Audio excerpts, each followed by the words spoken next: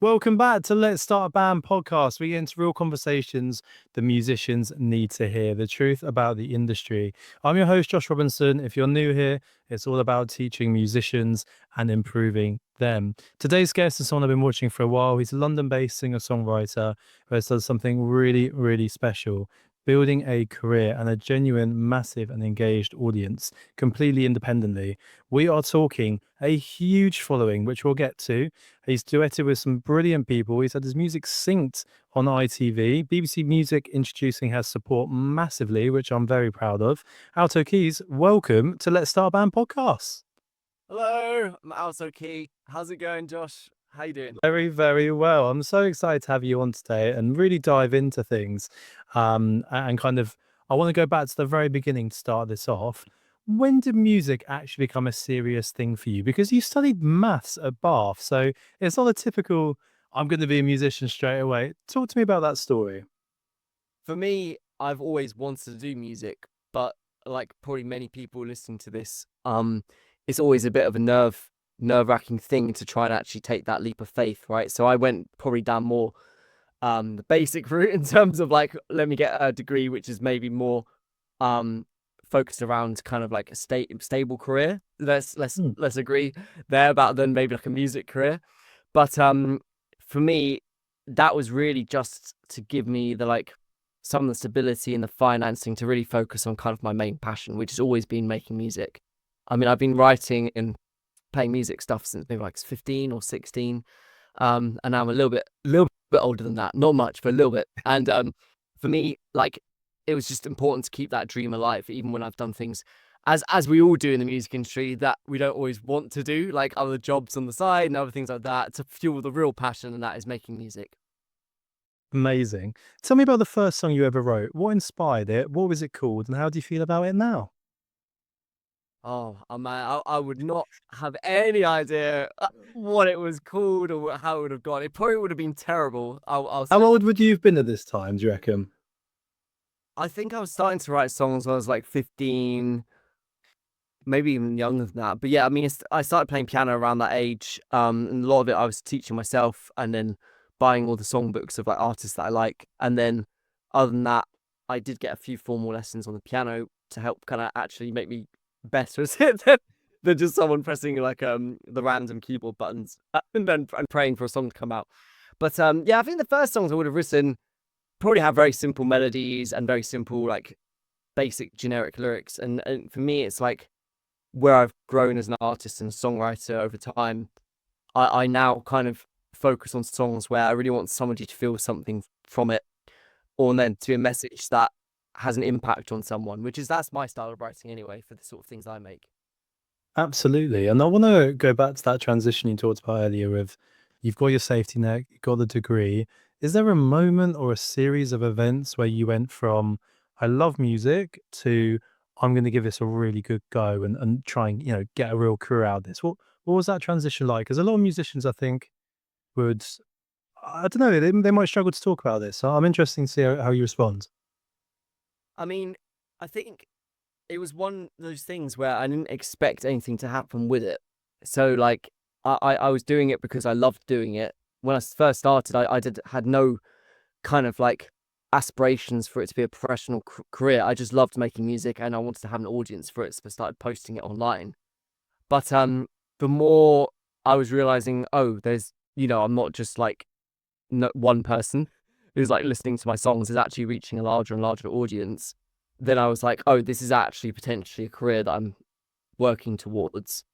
Um, and I think most of that transition probably happens around 2020 with the COVID years, where I guess everyone was way more on their phones and social media. So I had kind of a bit of a lucky break with the sort of stuff I was posting just happened to resonate with people at that time.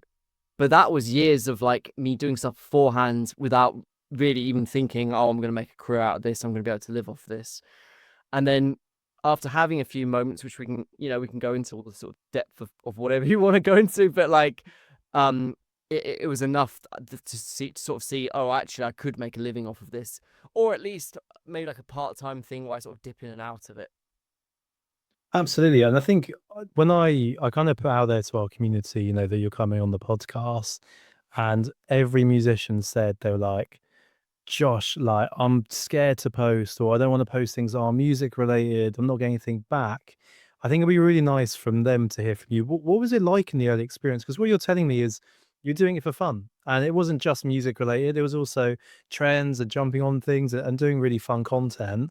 What would you say to these artists when they might be holding back a little bit when it comes to posting online?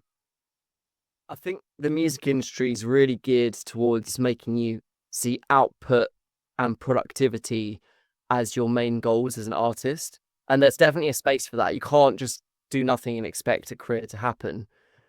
But ultimately, the outcome that you're looking for is to put something out there that hits somebody in some kind of way.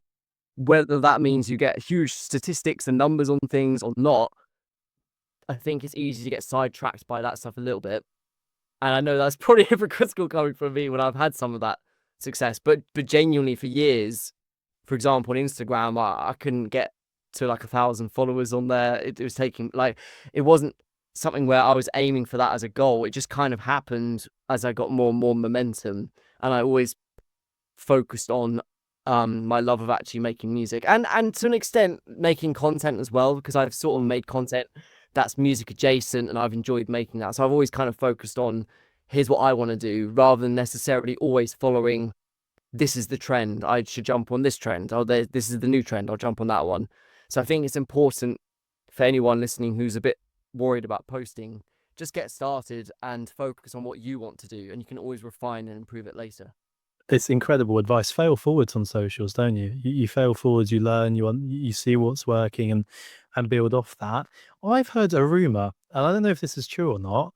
Are you a playlist creator? Are you on things like Submit Hub, Playlist Push, Groover?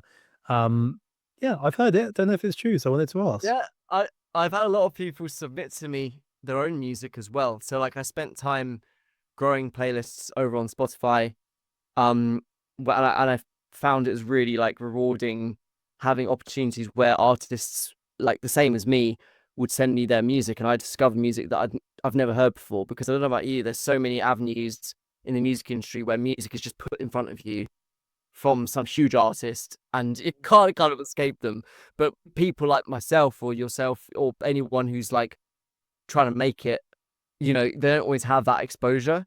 So I've really loved that aspect of it, that I've been able to sort of like support someone else's career, and like, and also like some of those people I've ended up just meeting in person through like networking or events or whatever, and be like, oh, I recognize your name and you recognize mine, and it's kind of a weird moment.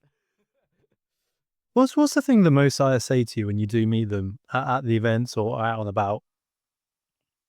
Sometimes people are like, huh, you seem familiar, which I'll take as a Do you compliment. get people staring like I've seen It's happened a couple of times, but it's not like all the time. I don't want to be like brag about anything, but like it is nice sometimes when you get recognized for your art or for social media and stuff. For other people, if they haven't met me, honestly, I feel like I'm quite down to earth with people. I think the music industry can also be quite cutthroat, and it's also competitive. I've always kind of tried to like establish good relationships by just being a nice person to people and not always expecting everything. Which is also kind of like I'm sure it's something you've seen where it's kind of like so much the industry can be transactional and everyone wants something from yeah. someone else. So I've always tried to make friends when I meet people or see if there's ways we can work together. And if we're not going to work together, that's fine as well. But it's just nice making There's definitely in my role you do see a lot of egos, and I think if you go in with the right intentions to do a win-win, brilliant. But like you said, it can be almost too transactional sometimes. Some of the advice you're giving our artists and our fan base is just absolutely brilliant. I want to kind of pick on it because a lot of people go, Josh, I want to go viral. I want to go viral. You've done it multiple times, but I'm guessing you couldn't predict that beforehand. So I could be wrong. You could be recognizing patterns, but take me back to 2021. You're the most duetted UK artist on TikTok, which is an unbelievable stat. What was happening? How were you feeling at the time? Did you know when you were going to post it was going to do great, or were you still kind of at that point guessing and trying things? How did you feel at that point? It was quite overwhelming because you're reaching quite a lot of people, and like there was a point in terms of the stat you were talking about. It was like I remember we were like more duetted than Ed Sheeran at the time, which was like insane to me and my partner. Um, but I think it's kind of like you make your own trends and virality to an extent. I would say social media platforms, if I'm being honest, have changed quite a lot, and they're always going to change. There's always going to be the new trend or like something else that works. I've always failed a lot in a good way. Like even now, I'm still posting videos. Some of them will flop, some of them won't. I think it's a bit more like a gambling thing now in terms of like there was maybe more predictability in the past where you Yeah. could kind of make certain type of video and it'd do well. Whereas now it's like putting a coin in a slot machine. But one thing I will say throughout my entire career that I've always done is being consistent. So I've never just completely stopped. I've always like kept going, even if it's like reducing the frequency of doing certain things or like making sure I take some time for myself, like holidays and stuff like that. And I've also always tried to make stuff that serves people in some kind of way. It gives Um, value, or all of your posts give value. That's a real consistency, isn't it? I think it's important that you're remembering that people use social media. Like, I know it sounds insane, like, because it gets caught up in numbers, but it's people.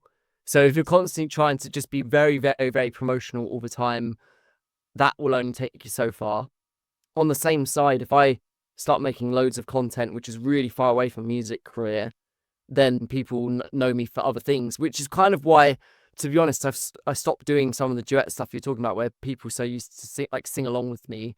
And I loved doing that, and I could jump back into it anytime I want, and I would probably go viral. I'll be honest, like if I was to do it, like I did it last year, just to like there's a Radiohead song that was trending for a bit, and I was kind of like, oh, I should just do that, and I did it, and it's like got millions of views. So it's like I know that if I was to do that, it would do well, but sometimes there's some balancing act, right, of between I need to make stuff that people want to watch, but I also need to be creatively fulfilled and have my own artist stuff out there. Where can I, on that line, make something that kind of ticks both boxes as much as possible? So I would say like that's my main advice to anyone who's maybe struggling with sort of posting and things like that, or like what sort of things to do. It's totally fine to follow things and formats that work. Yep. But also you don't have to like stray so far away from yourself that you feel like you've become like an influencer content creator who's not promoting any kind of music career. Yeah, it's important to stay authentic, but the advice you're giving here is amazing, because artists, come to me and they go, Josh, some of your posts are doing, 50K, some are only doing 500. And I go, yes, it will. And I'm testing and I'm trying. I'm not going to hit here all the time. And it's important that musicians stay consistent. Numbers are going to go left, right. The algorithm's going to jump. You can't always predict it, but that consistency and building a brand and showing up and being authentic, that's what I got from what you've just said there. Do trends, but have your own spin and know who you are. I want to come on to sync a little bit. Obviously, E4, you've got Love Island, a lot of independent artists. I think a TV sync feels impossible and quite a gatekeep thing. So how did it happen for you?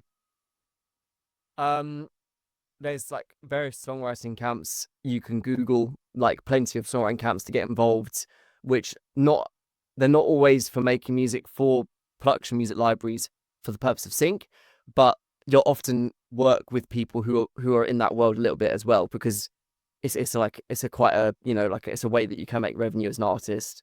So for me, I showed up to like a bunch of songwriting camps. I've done there's a lot of Tired Education ones, Anti-Socials, quite a popular one, and just like other little bespoke ones here and there in the music industry that I just showed up to, and through that I built a network of people who are also interested in doing that sort of thing. And then other than that, like I've gone to like random conferences at times. I've spoken to people who are in music supervisors or they're in that world, and I've just sent them my music and been like, can you put this on the Total show? So like I think it is possible, but it is like difficult to break through with it.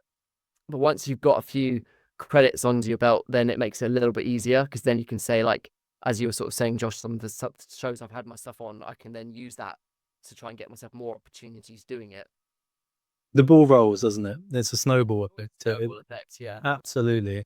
The EP, you're honestly doing so well, is phenomenal. I absolutely love it. I love the message. I love the songs. I want to pick your brains on the track on there, Love, Life and Fate.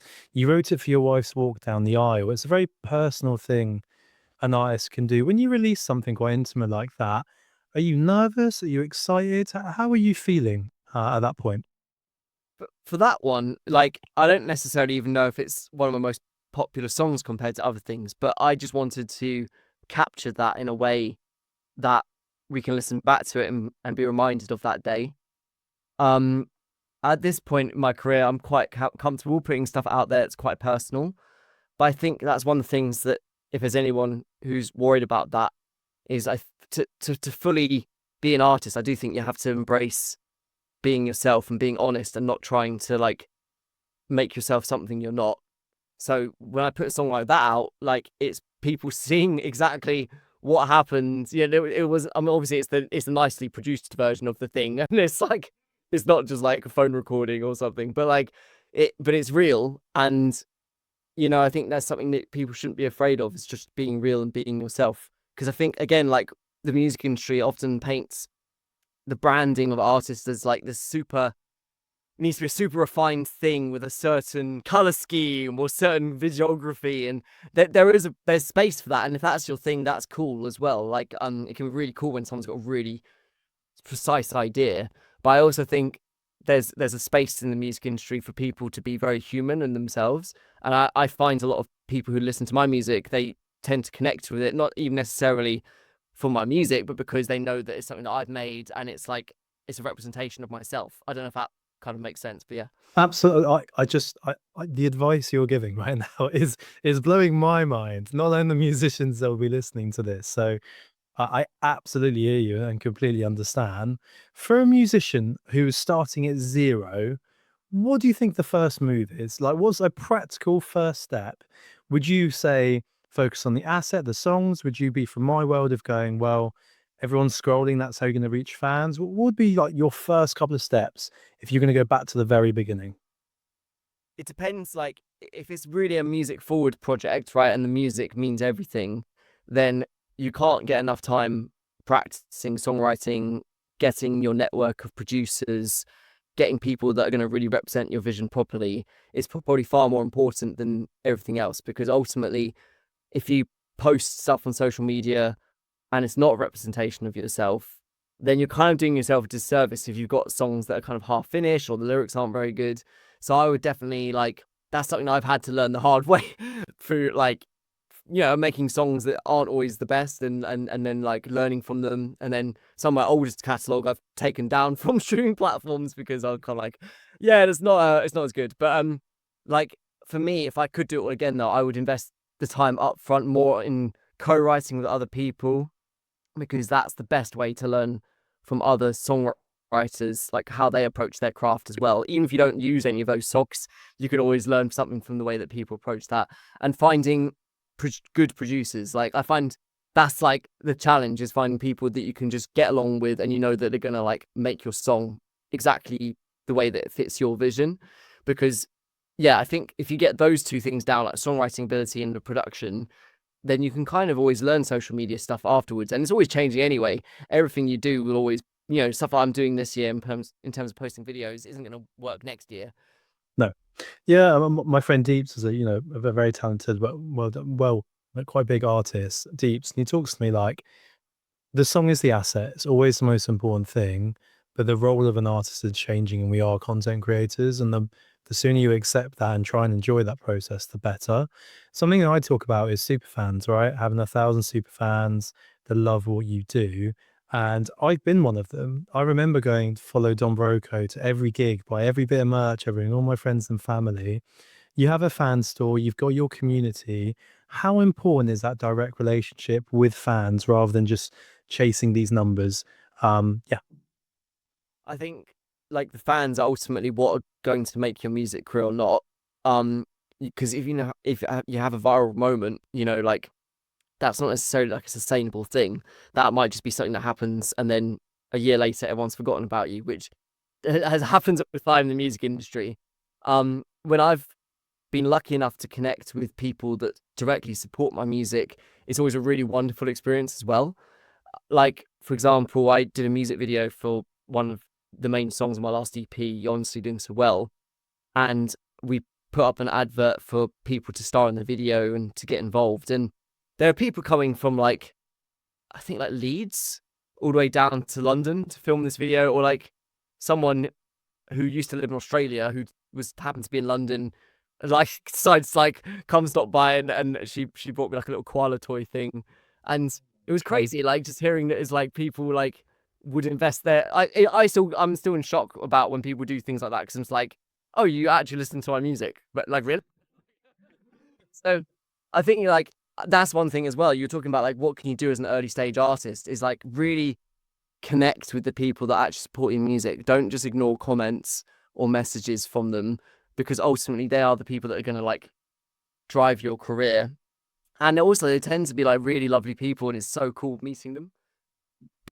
Yeah, and that's a special thing. I think it's such a reward, isn't it, as an artist to have that. What's the biggest mistake you see independent artists making at the moment? Especially when you've talked about like the playlist curation stuff that I've got involved in. Like where the quality of the music's not there. Like don't get me wrong, like I think you need to go through that and you need to learn what makes a bad song to make a good song. And you need to experiment, because sometimes, something that I think might be a bad song, other people might love. Just because something sounds different, it can throw you off a little bit. But that can be a good thing as well if it's quite unique. So I think when I see people really pushing songs that don't work in some way or form, and then not learning or adapting their strategies.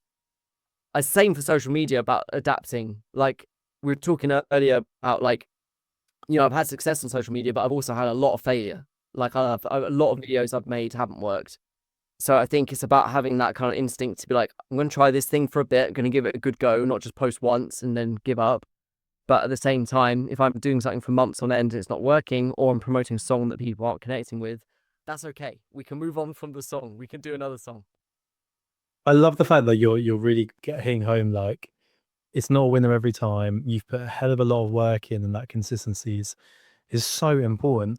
You keep mentioning going to do writing camps. Is that something you are like making a lot of time for every year? You plan in advance. That is something really important for you. How often are you going to them? Usually one every few months. I'll try to make an effort to go to. Sometimes it depends, because some will be free and I might get invited to. Some you might apply for, and then there's other ones where it might be like more of a paid thing. And I think like there's not necessarily a right or wrong answer to those. Depends what you want out of it, and what stage of your career you're at. But like, and also I think another thing is, if something is paid, that doesn't mean it's bad either, by the way. Because for example, some of my go-to producer now is someone I met at a paid camp, and I just pretty much work a lot of my songs with them. So for me, it's more the networking, because you just don't know who you're going to meet. You might find your go-to collaborator at one of these camps, and it's just great to be in that environment where, like a lot of networking events, you don't really get to know people like artistically. It's all just kind of talking and just getting to know people more on the surface level. But when you're in a room writing with somebody, you're kind of sharing what, at least for me, one of my favorite parts of a music career, which is like the creativity and just being inspired by other people and just seeing how do they think differently to me. So like I love that aspect of co-writing, that you just get to like be in that world with other people that are as nerdy as you about it. But sometimes it just clicks, doesn't it? You meet someone new, and it's just you don't even need to try. It just boom, the chemistry's there. Yeah, no, 100%. And also on the flip side, there's sometimes you might go in sessions where you're like, do you know, I don't think we're going to work on something else, but we're good. We're all good. It'll definitely happen. Okay, well, what's the biggest risk you've taken in your music career, and how do you think it shaped where you are today? Probably like, I mean, I don't know if this is like avoiding the answer, but like moving down to London, because I wasn't always going to live in London. I used to live in Bath, which is where I did my university degree. Um, but I just knew that all the action was in London. I really wanted to go, so I had to kind of like not abandon everything. But when you move to a new city, you have to start again, and it is like a risk. Like ultimately, I know a lot of people who've come to London and then they leave because they don't enjoy it, or they don't find their network. So like, yeah, I mean, there's lots of probably risks. I'm sure I'd say for yourself, Josh, that a risk you've taken. But that's the one where I remember being like, "Is this a good idea? I have no idea, but I'm just gonna go for it."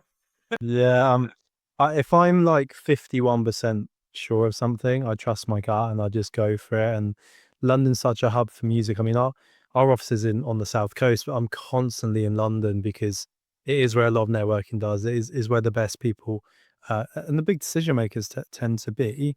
Who are some of your music heroes? Who are you growing up? Who did you have posters on the wall of, screensavers?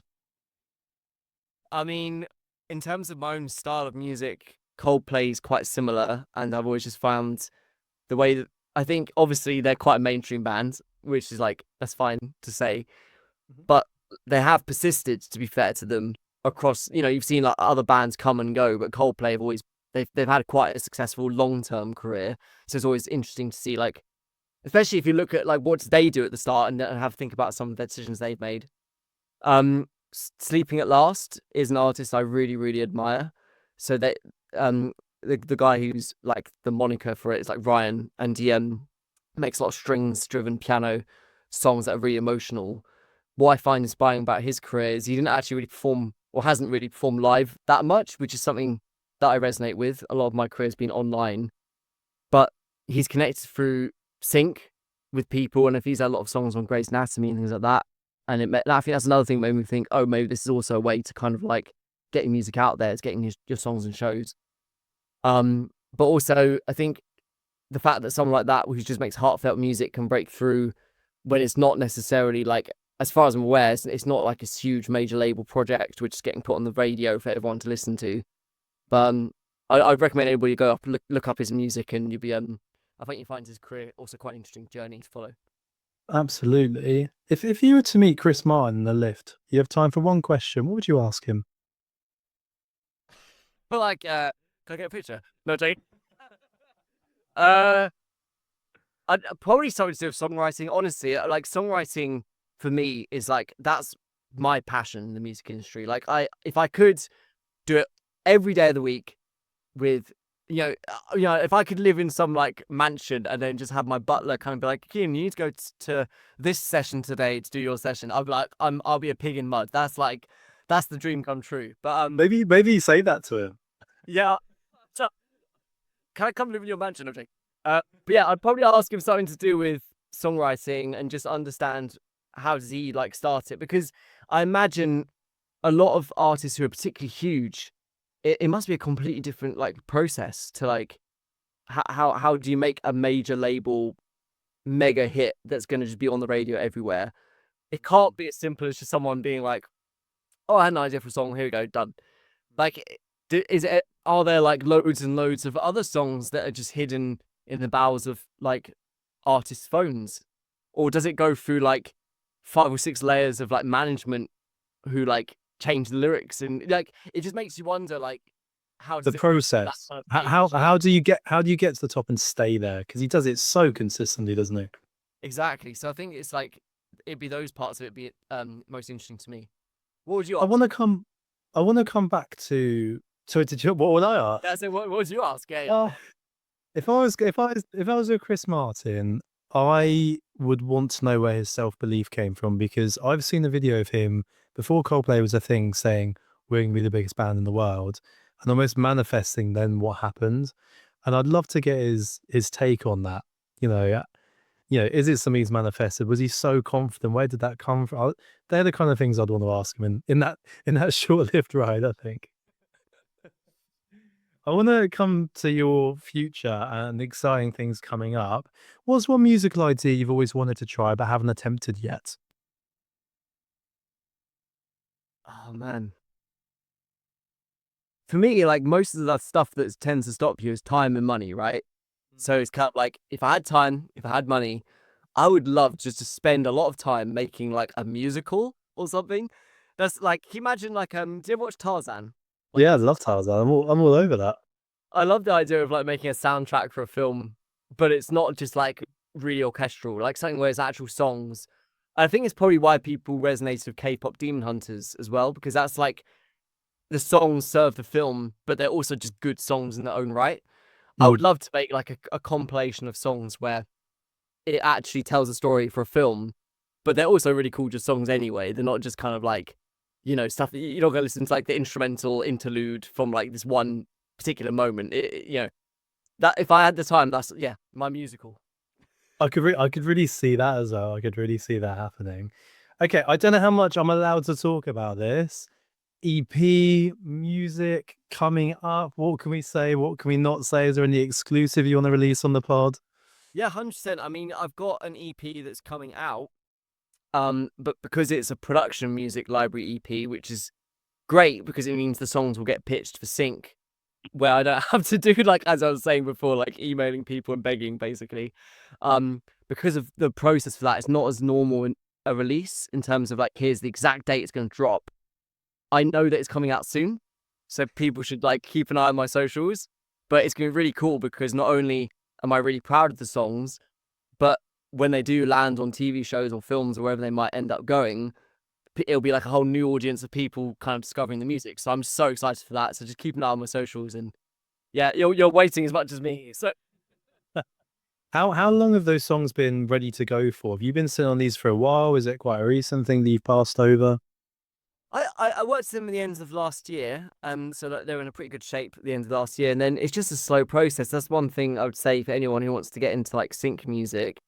It just works quite differently to other parts of the industry. So like a lot of the stuff is just you are waiting for somebody to email someone else and for music to get passed from one person to the other. But as for most things that are worthwhile in the music industry, sometimes patience is good, and sometimes the reward is a lot longer term reward than something immediately. Like a lot of my most popular songs are stuff that have just slowly built over time.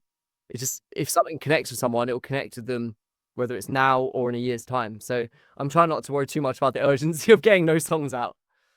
It's such great advice. I mean, some of the biggest artists I've worked with, they're really disappointed when they release, and then it's blown up 2 years later, and they couldn't believe it. It happens, I think, a lot more regularly than people want to admit. Is there anything else coming up in the next kind of 12 months that's really exciting that you can talk about, that's coming up after this EP? I've started writing a new song, which is like I'm really proud of it, and I want to really go like, all out with it, like in terms of hopefully getting strings on it and doing all the full shebang. And for me, music production and getting all the stuff done is like that's my favorite part of the whole process. So for me, at least, anyway, I'm really excited about making that song. And then otherwise, probably other little camps here and there, and just doing as much creative stuff as I possibly can. That's usually like when I'm at my happiest, is when I'm working with people and I'm making music. Incredible. This has been one of my favorite conversations on the podcast, genuinely. And I want all the musicians listening to take away that you didn't wait for permission, you didn't wait for a label or this and that. You showed up, you stayed authentic, listened to the audience, and built something that people really care about the music. And I think it's an amazing blueprint, and it's not overnight success. It's not glamorous all the time, but it's worked extremely well. The music's fantastic. I can't wait for this new EP to drop whenever it is dropping in the future. Everyone, make sure you go and follow Alto Key Music everywhere. Go stream the EP; it's phenomenal. And subscribe, leave a review, and share this episode with a musician that needs to hear it. Thank you so much for coming on today, mate. I really appreciate it. Thanks so much.